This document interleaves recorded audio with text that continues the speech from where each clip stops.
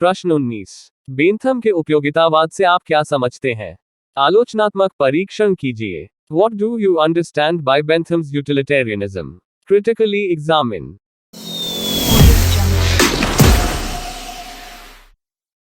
उत्तर। उपयोगितावाद का अर्थ।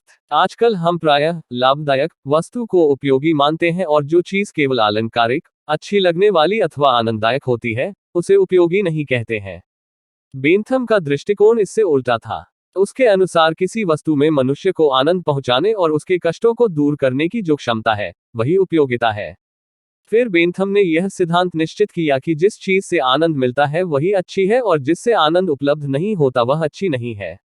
स्मरण रखने की बात यह है कि यहाँ अच्छा शब्द का प्रयोग बेंथम नैतिक अर्थ में करता है, अर्थात उपयोगिता ही नैतिकता की कसौटी है और जिससे कष्ट होता है वह अनैतिक है।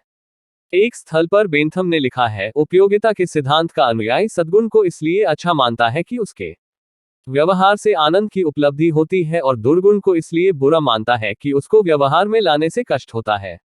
उपयोगितावाद के सिद्धांत। 1। सुखवाद का सिद्धांत। बेंथम ने उस समय प्रचलित नैतिकता के सभी सिद्धांतों का खंडन किया और उपयोगितावाद को नैतिकता का आधार माना जब प्रायः लोग ईश्वर की इच्छा को नैतिकता का आधार मानते थे। उनका कहना था कि जो कुछ ईश्वर की इच्छा के अनुकूल है वही नैतिक है और जो उसके प्रतिकूल है वह अनैतिक और पापमूलक है और धर्मशास्त्रों से ईश्वरीय इच्छा का पता चलता है। इन लोगों को बेंथम का उत्तर था कि ईश्वर न हमसे कुछ कहता है और न हमारे लिए कुछ। अरे कहना क्या चाहते हो? लिखकर भेजता है, फिर हम उसकी इच्छा का पता कैसे लगा सकते हैं? धर्मशास्त्रों के संबंध में बेंथम का कहना था कि आज तो ईश्वर किसी ऋषि अथवा पैगंबर को अपनी इच्छा प्रकट करने के लिए भेजता नहीं, फिर हम कैसे मान ले कि प्राचीन धर्मशास्त्रों में जो कुछ लिखा है वही ईश्वरीय ज्ञान है। नैतिकता के संबंध में दूसरा सिद्धांत प्राकृतिक विधि का था। उसको मानने वालों का विश्वास था कि प्राकृतिक विधि के अनुसार आचरण करना ही नैतिकता है और प्राकृतिक विधि को मनुष्य अपने विवेक से जान सकता है। तीसरे, कुछ दार्शनिक मनुष्य के अंतःकरण को नैतिकता का स्रोत मानते थे। बेंथम ने इन सिद्धांतों को भी अस्वीकार किया।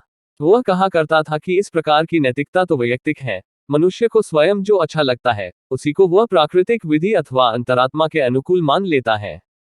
इन सब सिद्धांतों को छोड़कर बेंथम ने उस मनोवैज्ञानिक सिद्धांत को मान्यता दी जो सुखवाद के नाम से जाना जाता है। सुखवाद का अर्थ है मनुष्य प्रारंभ से ही आनंद की खोज करता है और कष्टों से बचना चाहता है। बेंथम लिखता है कि प्रकृति ने मनुष्य को कष्ट और आनंद इन दो प्रभुत्व संपन्न स्वामियों के अधीन बनाया है। वे ही यह बतलाते हैं कि हमें क्या करना चाहिए और वे ही यह निर्धारित करते हैं कि हम क्या करेंगे। एक ओर तो उचित और अनुचित का मापदंड और दूसरी ओर कारणों और परिणामों की श्रृंखला उनसे जुड़ी हुई है। हम जो कुछ करते हैं, कहते अथवा सोचते हैं, उन सब में हम उन्हीं के आदेशों का पालन करते हैं। हम उनकी अधीनता से मुक्त होने का जो भी प्रयत्न करेंगे, उससे उक्त सत्य का प्रदर्शन और पुष्टि होगी।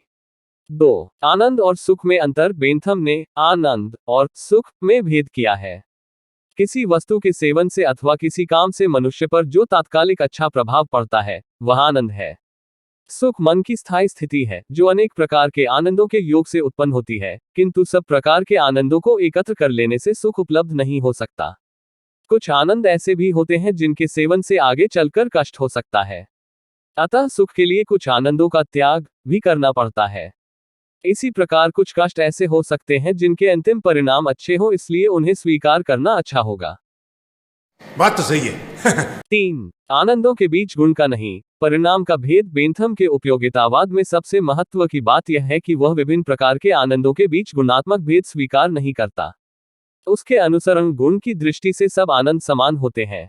एक आनंद मात्रा में दूसरे से भिन्न है, दूसरे से कम अथवा अधिक हो सकता है, किंतु गुण से भिन्न नहीं होता। यदि हम कहें कि काव्य का आनंद भोजन अथवा खेल के आनंद से अच्छा है, तो उसका अर्थ होगा कि वह भोजन अथवा खेल के आनंद से मात्रा में अधिक होगा। उपयोगिता के सिद्धांत के अनुसार यह कहना गलत होगा कि एक आनंद दूसरे से श्रेष्ठ अथवा निम्न कोटि का है। यदि हमने आनंदों के बीच गुणात्मक भेद मान लिया तो फिर हमें अच्छाई की कोई अन्य कसौटी ढूंढनी पड़ेगी। कष्टों के संबंध में भी यही सिद्धांत लागू होता है। 4. आनंदों और कष्टों के प्रकार। बेंथम ने सामान्य तौर पर आनंदों और कष्टों के दो प्रकार बतलाए हैं, सरल और मिश्रित। इंद्रियोग, धर्म, कार्यकुशलता, धर्मपरायणता, उदारता, द्रोह, मैत्री, ख्याति, शक्ति, कल्पना, प्रत्याशा, साहचर्य, कष्ट अथवा चिंता से मुक्ति से आनंद सरल आनंद है। इसी प्रकार इंद्रियों अथवा शत्रुता, कुख्याति, उदारता, द्रोह, स्मृति, कल्पना, प्रत्याशा, साहचर्य और अशुभनीयता से उत्पन्न कष्ट सरल कष्ट है। अन्य सब प्रकार के आनंद और कष्ट पूर्वोक्त आनंदों और कष्टों के मिश्रण से उत्पन्न होते हैं। 5. आनंदों और कष्टों के स्रोत। बेंथम ने आनंदों और कष्टों के 3 स्रोत बतलाए हैं: प्राकृतिक, राजनीतिक और धार्मिक। जब कोई आनंद अथवा कष्ट प्राकृतिक नियमों के अनुसार मनुष्य की इच्छा के हस्तक्षेप के बिना प्राप्त होता है, तो हम कहेंगे कि उसका स्रोत प्राकृतिक है, अर्थात उसके पीछे प्रकृति का विधान है। उदाहरण के लिए, मद्यपान से रोग उत्पन्न होते हैं और संयम से स्वास्थ्य अच्छा रहता है। जो आनंद अथवा कष्ट समाज की विधिवत स्थापित सत्ता से और उन लोगों के द्वारा प्राप्त होता है जिन्हें शासन करने का अधिकार है, तो उसका स्रोत राजनीतिक कहा जाएगा, यथा न्यायाधीश की आज्ञप्ति से प्राप्त आनंद अथवा कष्ट। नैतिक आनंद अथवा कष्ट वह है जो लोकमत के प्रभाव अबे जल्दी बोल, कल सुबह पनवेल निकलना है। से प्राप्त होता है, जिसे हम ईश्वर की इच्छा का फल कहते हैं। वह धार्मिक आनंद अथवा कष्ट है। बेंथम के अनुसार सब आनंद और कष्ट कारणों से उत्पन्न होते हैं, किंतु सब व्यक्तियों को एक कारण से समान मात्रा में आनंद अथवा कष्ट प्राप्त नहीं होता, क्योंकि सबकी संवेदनशीलता समान नहीं होती। 6. आनंदों और कष्टों की नाप तौल। यदि विभिन्न आनंदों के बीच केवल मात्रा का भेद होता है, तो उनकी नाप तौल भी संभव होनी चाहिए। हम गुणों को नहीं माप सकते, मात्रा को तो नापा भी जा सकता है। अतः बेंथम ने नापने का एक फॉर्मूला प्रस्तुत किया जिसे आनंद कलन कहते हैं। उसका कहना है कि जब हम आनंदों को नापे तो उसकी सघनता, अवधि, निश्चितता, अनिश्चितता, निकटता, दूरी, शुद्धता तथा उत्पादन शक्ति को ध्यान में रखना चाहिए। अधिक सघन गहरा आनंद कम सघन आनंद की तुलना में अच्छा माना जाएगा। इसी प्रकार दीर्घकाल तक रहने वाला आनंद अल्पकालीन आनंद से अच्छा होगा।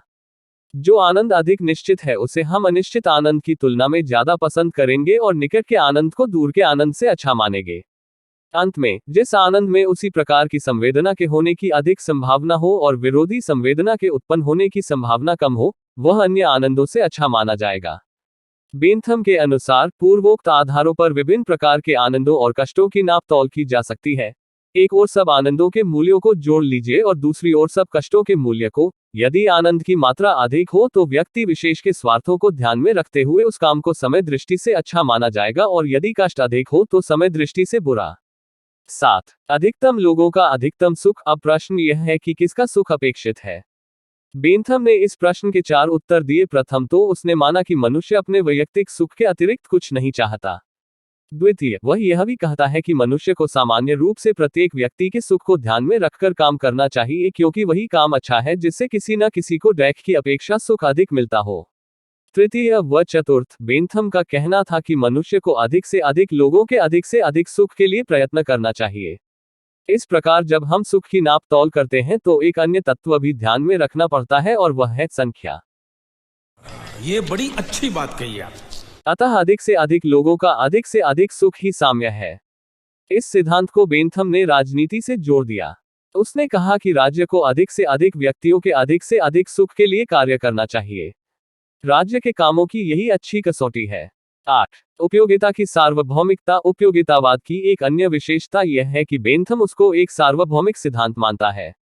उसके मतानुसार मनुष्य के आचरण की अन्य सभी व्यवस्थाएं वास्तव में प्रच्छन्न रूप से उपयोगितावाद का ही सिद्धांत है। उदाहरण के लिए, कुछ लोग तपस्या के जीवन को अच्छा मानते हैं, यद्यपि इसके परिणाम कष्टकारक होते हैं। बेंथम का कहना है कि यह वास्तव में उपयोगिता के सिद्धांत का ही गलत प्रयोग है। तपस्वियों को भी अपनी तपस्या से एक विशेष आनंद मिलता है। बेंथम का कहना है कि यदि हम अंतरात्मा को नैतिकता का आधार माने तो कभी सही निष्कर्ष पर नहीं पहुंच सकते, क्योंकि जीवन में अनेक क्षण ऐसे आते हैं जबकि अंतरात्मा भी उलझन में पड़ जाती है और सही तरीके से मार्ग प्रदर्शन नहीं कर सकती। फिर भी एक व्यक्ति की अंतरात्मा जिस काम को उचित समझती है, उसी को दूर करने को अंतरात्मा पाप मानती है। 9. उपयोगिता का सिद्धांत सुनिश्चित तथा वस्तुपरक। बेंथम का कहना था कि उपयोगितावाद स्पष्ट, सुनिश्चित तथा वस्तुपरक है तथा उसे प्रयोग द्वारा सिद्ध किया जा सकता है। उसके अनुसार नैतिकता अथवा सभ्यता के अन्य सभी मापदंड अनिश्चित तथा चित्रगत हैं, वस्तुगत जीवन से उसका कोई संबंध नहीं है। इसलिए बेंथम ने प्राकृतिक विधि, प्राकृतिक न्याय और धारणाओं का मखौल उड़ाया। उपयोगितावाद का महत्व। उपयोगितावाद की चाहे कैसी ही कटु आलोचना क्यों न हुई हो, इन आलोचनाओं के बावजूद उपयोगितावाद के गुणों को अस्वीकार नहीं किया जा सकता। 19वीं सदी में इंग्लैंड में जो अनेक सुधार हुए, उनके मूल में यही दर्शन था। डेविडसन ने उपयोगितावादियों की प्रशंसा करते हुए लिखा है, हाँ ये कर लो पहले। कि 20वीं सदी के अधिकांश भाग में उनके विचारों की प्रधानता रही और उसका फल यह हुआ मनोवैज्ञानिक अनुसंधान तथा नैतिक तर्क वितर्क में लोगों की दिलचस्पी बढ़ी और व्यवहारिक राजनीति में सामाजिक सुधार तथा मंगलकारी कानूनों का निर्माण इतने बड़े पैमाने पर हुआ जितना कि पहले कभी सोचा भी नहीं गया था। उपयोगितावादी विचारधारा का महत्व निम्न रूपों में बतलाया जा सकता है। एक, उपयोगितावादी विचारकों ने राजनीतिक क्षेत्र के लिए मापदंड प्रदान किया है। ब्रिटेन के शब्दों में उपयोगितावाद ने वर्तमान संस्थाओं की प्रगति मापने के लिए एक अच्छा यंत्र प्रदान किया है। इसी प्रकार मैक्सी ने सत्य ही लिखा है कि उपयोगितावादी बेंथम द्वारा प्रतिपादित सुखदायक की कसौटी को अस्वीकार करने वाले तथा उसका उपहास करने वाले व्यक्ति भी उसके इस सिद्धांत की उपेक्षा नहीं कर सकते थे कि सरकार का और इसके अधिकार का औचित्य केवल इसी बात से निश्चित होता है कि वह प्रजा को कितना प्रत्यक्ष और स्पष्ट सुख पहुंचा रही है और उसकी कितनी सेवा कर रही है। 2, उपयोगितावाद ने प्राकृतिक अधिकारों की धारणा, सामाजिक समझौता सिद्धांत तथा जर्मन आदर्शवादियों के रहस्यमयी आदर्शवाद को ध्वस्त कर एक महत्वपूर्ण कार्य किया है। इसने राजनीतिक दर्शन को व्यवहारिक जीवन के साथ संयुक्त करने का कार्य किया है। वास्तव में यह निम्नकोटि का भौतिकवाद नहीं वरन व्यवहारिक यथार्थवादी विचारधारा है। 3, उपयोगितावाद अपने सामाजिक कल्याण के ध्येय के कारण भी एक अत्यधिक महत्वपूर्ण विचारधारा है। इस विचारधारा ने जीवन के विभिन्न क्षेत्रों में सुधारों के नवीन और लंबे क्रम को जन्म दिया। ग्रीन जैसे आदर्शवादी ने भी इस संबंध में उपयोगितावाद के महत्व को स्वीकार करते हुए कहा है कि उपयोगितावादियों के सुखवादी मनोविज्ञान से चाहे कितनी त्रुटियां क्यों न पैदा हों, किंतु राजनीतिक तथा सामाजिक सुधारों के लिए इतनी अधिक सत्य तथा इतनी शीघ्रता से प्रयोग में लाई जाने वाली और कोई विचारधारा नहीं हो सकती थी। नहीं। बेंथम के उपयोगितावाद की आलोचना। 1, बेंथम का यह सिद्धांत गलत है कि कभी आनंद अच्छा और कष्ट बुरा होता है। बेंथम ने मनमाने ढंग से यह निश्चित कर लिया है कि आनंद अच्छा और कष्ट बुरा होता है। इसको सिद्ध करने के लिए उसने कोई प्रमाण नहीं दिए। हम अपने अनुभव से जानते हैं कि अनेक आनंद बुरे होते हैं और यदि हम उसका सेवन करें तो उसके परिणाम बुरे होंगे और इसी प्रकार कुछ परिस्थितियों में कष्टों को सहना अच्छा होता है। मानव सभ्यता के विकास में सबसे अधिक योग उन व्यक्तियों का रहा है जिन्होंने उन आदर्शों के लिए जिन्हें वे सब आनंदों से अच्छा समझते थे तथा जो अगणित कष्ट सहे। 2, आनंद नापने का तरीका अव्यावहारिक। बेंथम ने आनंद को नापने का जो मापदंड निश्चित किया है वह व्यावहारिक दृष्टि से निरर्थक है। उसने इस बात को निश्चित करने का कोई तरीका नहीं बतलाया है कि सघनता, अवधि, निश्चितता आदि तत्वों में से कौन सा अधिक महत्वपूर्ण है और कौन सा कम। हम किसी आनंद की उत्पादकता अथवा शुद्धता को कैसे जान सकते हैं? फिर हमें शुद्धता को अधिक महत्व देना चाहिए अथवा अवधि को, सघनता को अथवा उत्पादकता को। एक ओर तो बेंथम आनंदों के बीच केवल परिणाम का भेद मानता है और दूसरी ओर उसी आनंद सूची में उदारता, ख्याति, धर्मपरायणता आदि से उत्पन्न आनंद सम्मिलित है। स्पष्ट है कि ये आनंद गुणात्मक है और उन्हें नापा नहीं जा सकता। 3, आनंद के बीच गुणात्मक भेद। बेंथम का यह कथन निराधार है कि आनंददायक वस्तुओं में गुण का अंतर होता है, इसीलिए हम एक आनंद की अपेक्षा दूसरे को अच्छा समझते हैं। काव्य का आनंद खेल के आनंद से केवल मात्रा में भिन्न होता है, तो काव्य अथवा संगीत के पीछे दौड़ने की क्या आवश्यकता है? फिर तो खेल के आनंद की मात्रा बढ़ा दी जाए तो वह काव्य के आनंद के बराबर हो जाएगा। यदि धन का आनंद धर्मपरायणता के आनंद के समान होता तो लोग राजपाट छोड़कर सन्यासी क्यों हो जाते? 4, नैतिकता के प्रश्न का कोई हल नहीं। बेंथम के उपयोगितावाद की एक दुर्बलता यह है कि उसने नैतिकता के प्रश्न का कोई हल नहीं निकाला, बल्कि उसे टाल दिया। उसके तर्क से यह निष्कर्ष निकलता है कि नैतिक तपस्या नाम की कोई चीज है ही नहीं। उसके अनुसार मनुष्य वही करता है अब ये भी मुझे सिखाना पड़ेगा आपको, जिससे उसे आनंद मिलता है और उसे करना भी वही चाहिए जिससे उसे आनंद मिलता हो। फिर तो व्यक्ति का कोई कार्य बुरा हो ही नहीं सकता। अतः नैतिक तपस्या अपने आप हल हो गई, किंतु वास्तव में इस समस्या को इतनी सरलता से टाला नहीं जा सकता। यदि व्यक्ति जो कुछ करते हैं वह सब नैतिक है तो फिर बेंथम के उपयोगितावाद के सिद्धांत की भी क्या आवश्यकता है? वास्तव में उसका तर्क बच्चों जैसा है। तभी तो कार्लाइल क्रोध में आकर उबल पड़ा था कि बेंथम का दर्शन तो सुधारों का दर्शन है। उसने समझ लिया है कि मनुष्य सूअर की तरह कोरा मांसपिंड है जिसे भौतिक आनंद के अतिरिक्त किसी वस्तु की चाह नहीं है। 5, व्यक्ति और समाज के बीच समन्वय नहीं। बेंथम के सिद्धांत की सबसे अच्छी कमजोरी यह है कि वह व्यक्ति और समाज के हितों के बीच समन्वय नहीं कर पाया। जैसा कि चेस्टर सी मैक्सी ने लिखा है, वह वैयक्तिक और सामाजिक उपयोगिता के बीच की खाई को पार करने में असमर्थ रहा। जब व्यक्ति अपने आनंद के लिए सब कुछ करता है तो उससे यह आशा कैसे की जा सकती है कि वह दूसरों के आनंद के लिए कुछ करेगा? जिन लोगों के हाथों में शासन की बागडोर होगी, वे भी अपने सुख की आकांक्षा से प्रेरित होकर कार्य करेंगे। हम क्यों आशा करें कि वे विभिन्न लोगों के आनंदों के बीच तालमेल बैठाने की उलझन में पड़ेंगे और अधिक से अधिक व्यक्तियों के अधिक से अधिक सुख के लिए कार्य करेंगे। C.L. वेपर ने ठीक ही लिखा है कि आनंद प्रिय व्यक्ति का चित्रण करते समय बेंथम ने जीवन, समाज और इतिहास तीनों की उपेक्षा की है। मनुष्य के मन में स्वार्थ और कर्तव्य के बीच संघर्ष उठा करता है, उसे अंतःकरण की प्रेरणा का भी अनुभव होता है, जबकि बेंथम इन सब की उपेक्षा करता है। मनुष्य वास्तव में इतिहास और समाज से बनता है, इसको अनदेखा करके हम व्यक्ति के जीवन का संचालन करने वाले तत्वों को कभी नहीं समझ सकते। अरे टेंशन नहीं लेने का, अपुन है ना। प्रश्न 20। मिल के स्वतंत्रता संबंधी विचारों को समझाइए। Explain mills ideas regarding liberty. तो चलिए शुरू करते हैं। उत्तर, मिल के स्वतंत्रता संबंधी विचार। Mill's views on liberty. Ebenstein ने ठीक कहा है कि मिल की स्थायी ख्याति का कारण स्वतंत्रता पर उसका निबंध है, जो कि उसके महत्वपूर्ण ग्रंथ का नाम है, जो 1859 में प्रकाशित हुआ। उसने भविष्यवाणी की थी उसकी रचनाओं में संभवतः यह निबंध सबसे अधिक दीर्घजीवी होगा और उसकी यह भविष्यवाणी सही सिद्ध हुई। मिल ने अपने ग्रंथ स्वतंत्रता पर में स्वतंत्रता के संबंध में विचार लिखे हैं। उसकी पृष्ठभूमि यह है कि उसके देश इंग्लैंड में विभिन्न कारणों से व्यक्ति की स्वतंत्रता खतरे में पड़ गई थी। 19वीं शताब्दी के मध्य में इंग्लैंड का राजनीतिक चिंतन का मुख्य विषय व्यक्तिगत स्वतंत्रता हो गया था। हीगल और स्पेंसर ने इस विचारधारा को और भी तीव्र कर दिया। बेंथम, समझ रहे हो? यद्यपि व्यक्तिवाद का समर्थक था, परंतु उसने अधिक से अधिक लोगों का अधिकतम सुख का सिद्धांत अपनाकर यह निष्कर्ष निकाला कि विधायी का बहुमत द्वारा व्यक्ति के जीवन के प्रत्येक क्षेत्र पर नियंत्रण व हस्तक्षेप कर सकती है। परंतु मिल इन विचारों से सहमत नहीं था। वह इंग्लैंड की सरकार के उन कानूनों का विरोधी हो गया था जो व्यक्ति की स्वतंत्रता का हनन कर रहे थे। इन परिस्थितियों में मिल ने स्वतंत्रता का लेख लिखा, जिसमें उसने व्यक्ति और उसकी स्वतंत्रता पर बल दिया है। मिल की स्वतंत्रता पर यह ग्रंथ अंग्रेजी भाषा में स्वतंत्रता के समर्थन में लिखा जाने वाला महत्वपूर्ण ग्रंथ है। बेंथम के सुधारवादी कार्यों से नागरिकों के जीवन पर शासन का नियंत्रण बढ़ता जा रहा था। अधिकतम व्यक्तियों के अधिकतम सुख को लेकर शासकीय अधिकार क्षेत्र इतना व्यापक हो चला था कि स्वयं व्यक्तिगत स्वतंत्रता के लिए ही संकट उत्पन्न होने लगा था। ऐसे कठिन समय में मिल ने स्वतंत्रता की रक्षा के लिए अपनी कलम उठाई। डर्नेग ने लिखा है कि मिल ने विचार और अभिव्यक्ति की स्वतंत्रता का मिल्टन जैसे उत्साह और उससे अधिक कुशाग्र बुद्धि से समर्थन किया।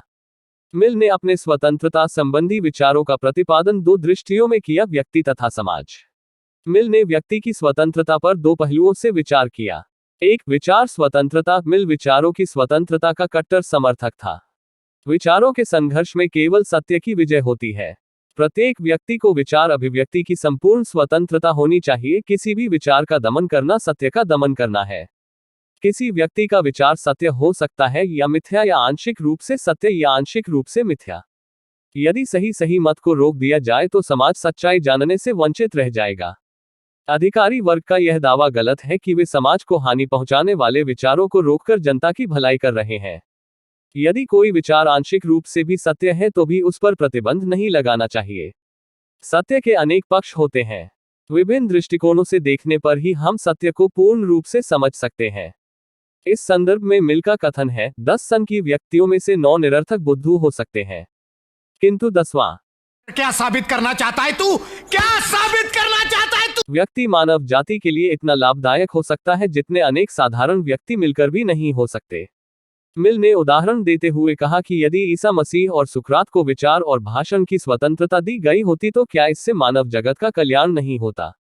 ईसा को सूली पर इसलिए चढ़ा दिया गया कि उनके विचार परंपरागत विचारों से मेल नहीं खाते थे। सुकरात को भी सही विचार व्यक्त करने के लिए शासकों द्वारा जहर पिलाया गया। परंतु क्या यह सही नहीं है कि इनकी हत्या से समस्त मानव जाति की ही अधिक हानि हुई। मिल का विचार था कि स्वतंत्रता के लिए सबसे बड़ा खतरा सरकार की ओर से न होकर बहुमत की ओर से होता है। मिल बहुमत को सदैव ठीक नहीं मानता। मिल का विचार है कि किसी भी रूप में अल्पमत का दमन नहीं होना चाहिए। सर्वश्रेष्ठ सरकार को भी सबसे बुरी सरकार से अधिक अधिकार प्राप्त नहीं हो सकता। 2 कार्य की स्वतंत्रता। मिल की दृष्टि में कार्य करने की स्वतंत्रता में व्यक्ति का व्यक्तित्व प्रकट होता है और उसकी आत्मा उन्नति का मार्ग खुल जाता है। व्यक्तित्व विकास के लिए केवल विचारों की स्वतंत्रता ही पर्याप्त नहीं होती, बल्कि कार्य की स्वतंत्रता भी उतनी ही महत्वपूर्ण होती है। विचारों की स्वतंत्रता तो निरपेक्ष रूप में प्राप्त हो सकती है, किंतु कार्य की स्वतंत्रता का रूप केवल सापेक्षिक है। कार्य की स्वतंत्रता को मिल दो भागों में विभाजित करता है। क स्व विषयक इस क्षेत्र में मिल उन कार्यों का विवेचन करता है जिनका संबंध व्यक्ति के व्यक्तिगत जीवन से होता है। उदाहरण के लिए सोना, पहनना, खाना तथा आचार विचार आदि कार्य इसके अंतर्गत आते हैं। इनके संबंध में मिल व्यक्ति को पूर्ण स्वतंत्रता बनाने के पक्ष में है। यदि कोई व्यक्ति अपने यहाँ जुआ खेलता है अथवा शराब पीता है और यदि उसके इन कार्यों का प्रभाव समाज पर नहीं होता तो व्यक्ति को इन कार्यों को करने की पूर्ण स्वतंत्रता मिलनी चाहिए। यदि कोई व्यक्ति फैशन अथवा रहने के लिए निजी तरीके अपनाता है तो उसमें राज्य का अथवा अन्य व्यक्तियों का हस्तक्षेप नहीं होना चाहिए। अच्छा है, बहुत अच्छा आइडिया। क पर विषयक इस क्षेत्र में व्यक्ति के वे कार्य आते हैं जिनका प्रभाव अन्य व्यक्तियों पर पड़ता है। इस संदर्भ में व्यक्ति के लिए मिल सीमित स्वतंत्रता का समर्थन करता है। इस क्षेत्र में वह व्यक्ति को पूर्ण स्वतंत्रता नहीं देता, राज्य को अथवा अन्य व्यक्तियों को हस्तक्षेप करने की आज्ञा देता है। राज्य निम्नलिखित बातों में हस्तक्षेप कर सकता है यदि व्यक्ति स्वतंत्रता का अनुचित प्रयोग करता है। स्वतंत्रता के अनुचित प्रयोग से वह कर्तव्य से विमुख हो जाता है।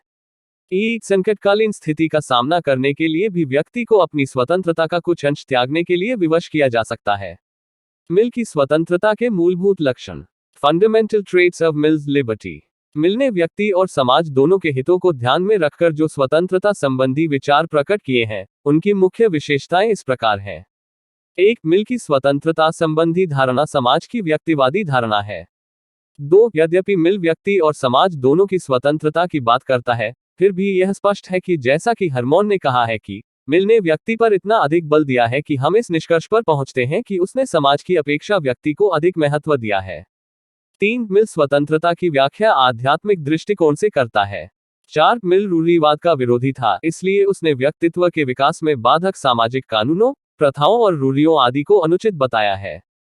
5. मिल द्वारा प्रतिपादित स्वतंत्रता केवल निषेधात्मक ही नहीं है, सकारात्मक भी है, क्योंकि वह व्यक्ति की आत्मरक्षा व उसे दूसरों की हानि करने से बचाने के लिए राज्य को व्यक्तियों की स्वतंत्रता में हस्तक्षेप करने का भी अधिकार देता है। यही नहीं, अभी और सुनिए। 6. मिल ने स्वतंत्रता पर जो विचार रखे हैं यद्यपि वे उपयोगितावाद के आधार पर रखे, परंतु वास्तविकता यह है कि उसके विचार उपयोगितावाद का अतिक्रमण करते हैं। उपयोगितावाद का मूल सिद्धांत है अधिक से अधिक व्यक्तियों का अधिकतम सुख, परंतु मिल स्वतंत्रता की रक्षा संपूर्ण मानव जाति के विरुद्ध भी चाहता था। हॉर्मोन ने इस संबंध में लिखा है कि मिल स्वतंत्रता को केवल सुख प्राप्ति का साधन न मानकर उसको स्वयं साध्य भी मानता था। 7. मिल ने पिछड़े हुए राष्ट्रों के लोगों के लिए स्वतंत्रता न देने की ही बात कही है, ऐसे अपरिपक्व लोगों के हित के लिए वह राजतंत्र की बात करता है। 8. मिल व्यक्ति की स्वतंत्रता में उससे विवेक के साथ भावना को भी महत्व देता है। आलोचना क्रिटिसिज्म। आलोचकों ने मिल के स्वतंत्रता संबंधी विचारों की आलोचना निम्नलिखित आधारों पर की है। 1. खोखली स्वतंत्रता और काल्पनिक व्यक्ति। बार्कर ने ठीक कहा है कि मिलम खोखली स्वतंत्रता और काल्पनिक व्यक्ति का मसीहा है। बार्कर आगे कहता है कि मिल उसकी बचत के लिए काफी गुंजाइश छोड़ देने पर भी हमें खोखली स्वतंत्रता और काल्पनिक व्यक्ति का ही मसीहा लगता है। व्यक्ति के अधिकारों के संबंध में उसके पास कोई दर्शन नहीं था। वह समाज की कोई ऐसी पूर्ण कल्पना नहीं कर पाया जिसमें राज्य और व्यक्ति का मिथ्या अंतर अपने आप लुप्त हो जाए। 2. मनुष्य सदैव अपने हितों का सर्वोत्तम निर्णायक नहीं है। मिल की यह धारणा गलत है कि प्रत्येक व्यक्ति अपने शरीर और मस्तिष्क के ऊपर संप्रभु होता है और वह अपने हित का निर्णायक भी होता है। व्यवहार में इसे स्वीकार नहीं किया जा सकता।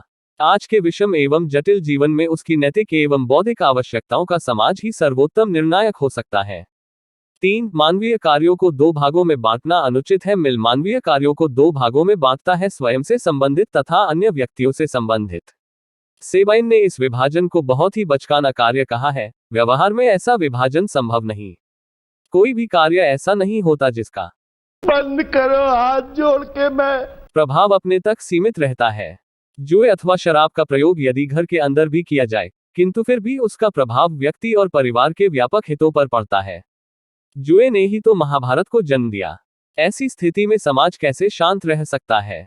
4. मिल की स्वतंत्रता संबंधी धारणा गलत है। मिल यह नहीं बतलाता कि मूल रूप में स्वतंत्रता का विचार क्या है और इसके लिए राज्य की ओर से कौन कौन सी परिस्थितियां उपलब्ध होनी चाहिए। मिल ने स्वतंत्रता की प्रस्तुति जिस रूप में की है उसका स्वरूप सकारात्मक नहीं कहा जा सकता।